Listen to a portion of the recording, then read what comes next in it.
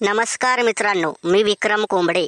आज आपण एका दारुड्याच्या बायकोची मुलाखत घेणार आहोत. विशेष म्हणजे ह्या बाईचा नवरा रात्रंदिवस दारू पिऊन येतो, तरी ही बाई वटपौर्णिमेच्या दिवशी वडाला फेऱ्या मारते आणि जन्मून जन्मी हाच नवरा मिळावा अशी देवाकडे प्रार्थना करते. तर बाकीच्या गोष्टी ऐकूया प्रत्यक्ष तिच्याकडूनच. या बाई, या स्वागत आहे तुमचं आमच्या या मंचावरती. ओके सर, आणि थँक्यू सर मला इन्व्हाइट केल्याबद्दल. तर बाई, मला सांगा की तुमचा नवरा दारू पिऊन आल्यावर तुम्हाला कसं बरं वाटतंय? मला की नाही खूप आनंद होतो, कारण हे पिऊन आले की मला नुसत्या गुदगुद्या करतात आणि माझ्या तोंडावरून हात फिरवून माझी माफी मागतात. ते मला म्हणतात, ह्या वेळेस मी चुकलो बरं, तू मला माफ कर हो. असे जर तुम्हाला वाटत असेल तर हे साप चुकीचे आहे बरं. मग वास्तविक परिस्थिती सांगा ना, असे कोड्यात कशाला बरं बोलता? सांगते हे पिऊन आलेत की माझ्या कमऱ्यात लाथ मारतात, नंतर दंडुक घेऊन माझ्या अशा ठिकाणी मारतात की माझी इच्छा असून तरी मी सांगू नाही शकत.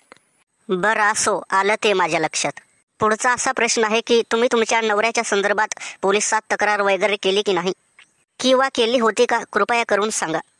एकदा केली होती, पण पोलिसांना त्यांना इतकं मारलं की त्यांचं ढुंगाण सुजलं होतं आणि यांनी चढीत सुसू केली होती, अगदी लहान मुलासारखी.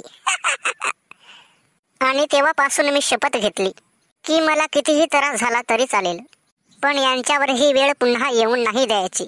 कमाल झाली तुमची. अशा नवऱ्याला तुम्ही पाठीशी कशाला बरं घालता? सरळ जायचं की तुम्ही घर सोडून. अहो साहेब, ते आता शक्य नाही. आता मला बाळ लेकर आहेत, तेव्हा माझ्याशी कोण बरं लग्न करेल? शेवटी मी म्हातारीच एक एक दिवस ढकलते. शेवटी आपलेच दात आणि आपलेच होठ. नमन करतो मी तुमच्या अशा विचारांना. नाहीतर आजकालच्या बायका, असो, तुम्ही खरंच ग्रेट आहात. तुमच्यासारखी बायको सगळ्यांना मिळो. शेवटी तुम्ही माझे मन जिंकले हो.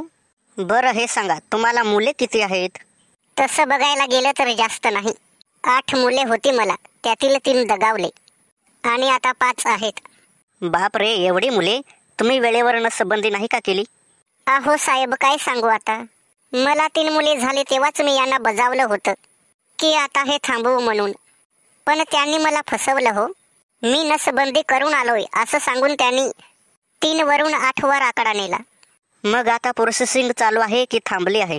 अहो साहेब, तुम्ही टेन्शन नका घेऊ, मी स्वतः नसबंदी करून घेतलेली आहे. बरं, असो, बरं केलं तुम्ही. बरं, आता शेवटचा प्रश्न. तुमचे पतिदेव म्हणजेच दारुडे सर सध्या आम्हाला कुठे बरं भेटतील? कारण आता आम्हाला पुढे त्यांचा इंटरव्ह्यू घ्यायचा आहे. सांगणं तसं अवघड आहे, तरी मी तुम्हाला खून सांगते.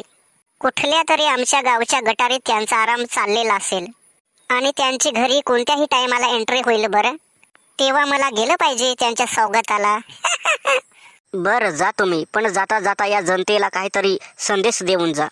बरं, मी त्यांना एक गझल ऐकवते.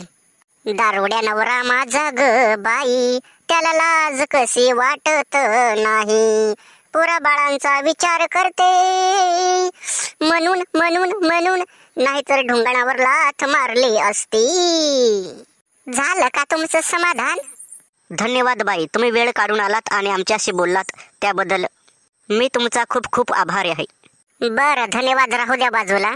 आणि मला रिक्षासाठी 100 रुपये द्या बरं, कारण मी परस घरीच विसरून आले ना.